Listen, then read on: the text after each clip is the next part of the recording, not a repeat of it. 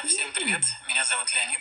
Сегодня у нас интереснейший подкаст с Илиной Матвеевой. Илина является духовным проводником, духовным наставником и исследователем сознания в целом человека. Илина, благодарю тебя за то, что открыл... В каждом человеке есть все знания, и человек просто их забыл.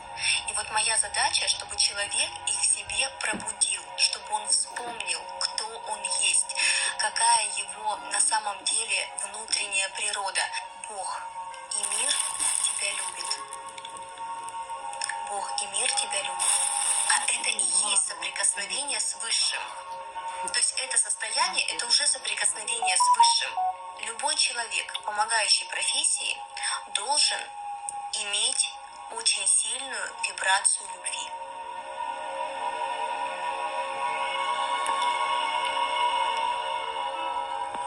Человек просто их забыл. И вот моя задача, чтобы человек их в себе пробудил, чтобы он вспомнил, кто он есть, какая его на самом деле внутренняя природа.